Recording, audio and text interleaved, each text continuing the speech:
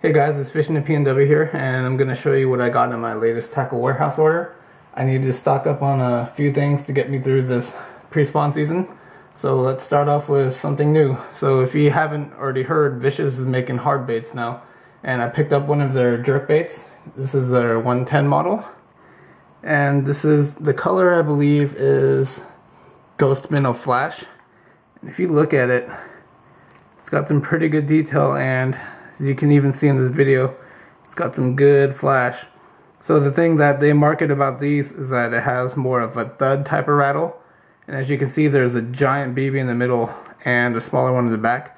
One thing I noticed about this bait is it doesn't have a whole lot of rattle or thud to it. So what you're hearing right now is mostly the hook clatter. It's supposed to have like a kind of like a deeper one knocker sound.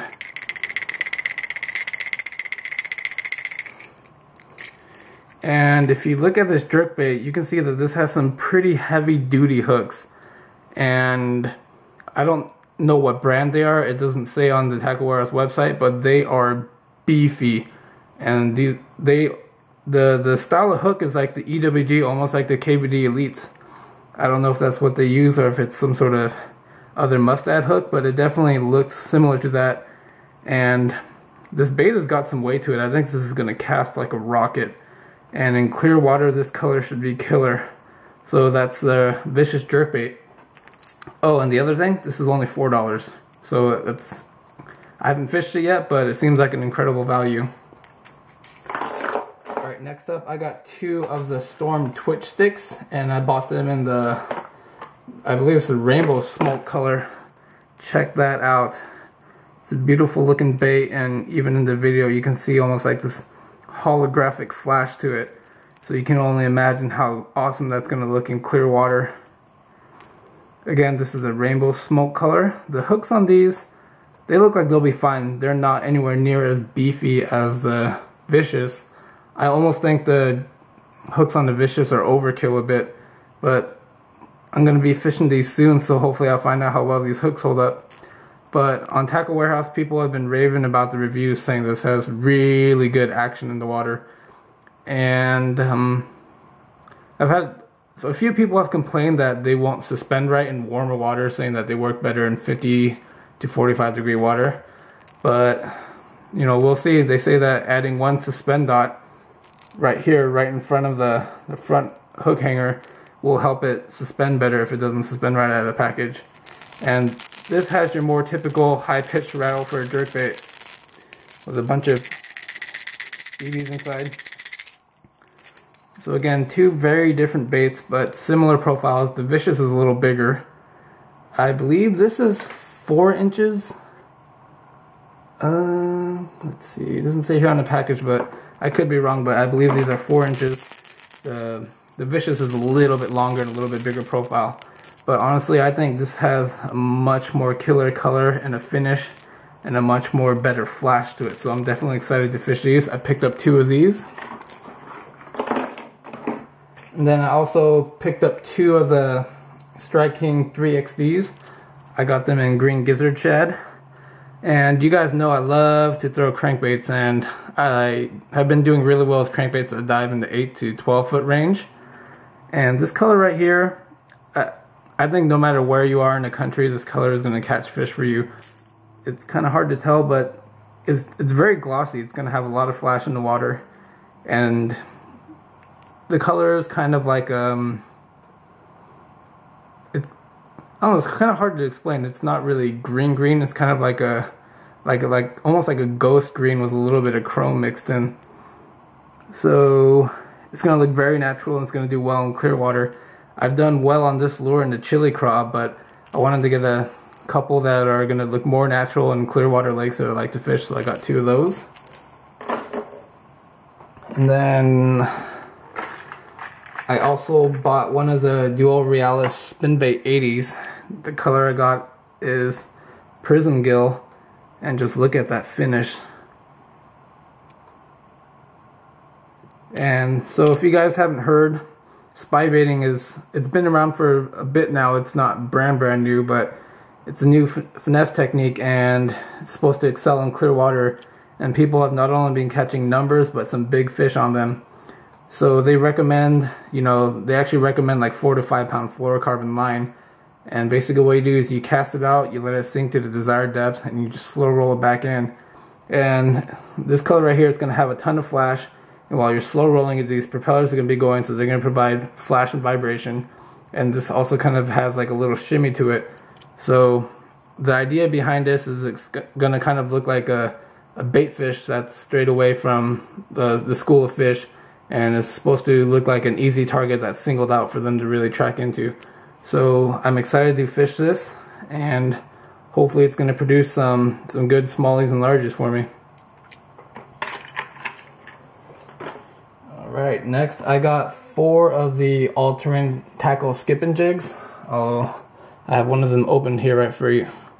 This is the black and blue, and if you look at the bottom of it, the bottom is supposed to be flat, and if you look at it from a side profile, it's supposed, the design of this head is supposed to allow you to actually use it as a swim jig, as well as just like a, like a flipping jig for docks and light cover.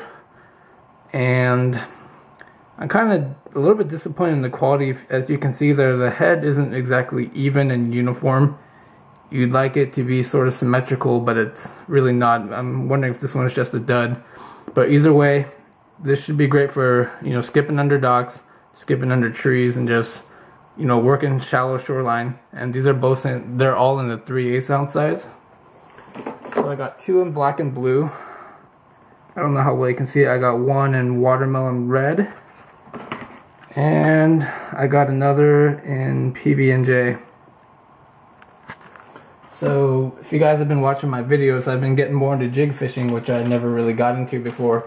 The main reason I think I didn't get bit was I always flip jigs on 50 or 60 pound fluorocarbon or 65 pound braid, and even in stained water I think that's a disadvantage. Another lure another pack of baits I bought is the Netbait B-Bugs. This is in black and blue flake. I ran out of my Reaction Innovations Sweet Beavers and Hematoma, which is black and blue, and I read reviews on these and they were great, so I picked up a pack. And these are actually kind of unique. If you look on the inside flap, let me see if you can separate it here, or how well it'll show. But it's got these little teeth on the 2 outside flappers, if you can see it there.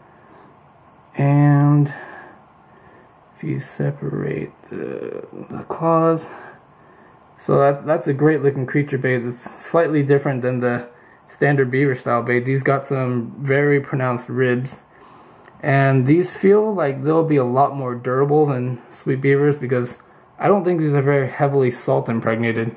So hopefully the durability is going to last, it's going to have the action. And again, these subtle differences, I think the bass are going to be able to see it, hone in on it, and I think they're just going to chomp on it. So I got a pack of those.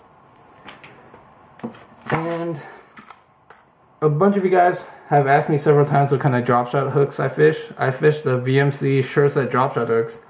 It's the best value on Tacklewarehouse. You spend $3 and you get 16 hooks. I use the size 1 most of the time, but I downsized and I picked up a set of the size 4 hooks to fish some smaller drop shot baits that I have. And drop shotting it's not just for bass. You can drop shot for crappie, you can drop shot for trout. So I downsized these hooks to fish some smaller baits, and I'm gonna give these a try. And last but not least, I picked up a spool of the new formula of the Berkeley Vanished Fluorocarbon. I've had pretty good luck with the older formula. I know a lot of people bash the line, but they've actually revised the formula several times, and this is their newest one. And the way you can tell the newest Vanish from the old one is the way it's packaged.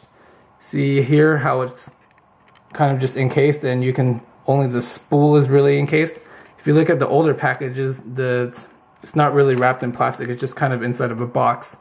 So what they say about this new formula Vanish is that it's supposed to be more manageable, that it's supposed to be more limp, it's supposed to cast better, and it's also supposed to be strong and more abrasion resistant. And for those of you guys who might be wondering or who question it, on the previous formula Vanish, I pulled a 6-pound bass out of heavy covered trees. Alright, sorry guys, my camera kind of timed out, but anyways, this is 20-pound fluorocarbon, and I'm going to be using this for flipping jigs, mostly for largemouth. I'll probably downsize to 15-pound fluorocarbon for fishing for smallies, for jig fishing for smallies. Anyways, one thing that I usually don't like about fluorocarbon is it's more expensive, but one thing I've been starting to do is adding braid backing on my reels. Some people, like Aaron Martins, he's been preaching it lately, and you save a lot of line because, one, you don't have to spool up the entire spool with fluorocarbon, and most of you guys, you never fish it until you actually use the line that's towards the inside of your spool. You actually end up wasting a lot of line. So if you spool half or a little bit less than half of your spool with braid backing, and then you spool with the spool of the rest of it was fluorocarbon, you'll get most likely a very long cast plus an extra 10-20 yards or so, maybe more, and that'll actually save you a lot of money in the long run. So I'm going to be trying this Vanish out, and I'll let you guys know how I like it.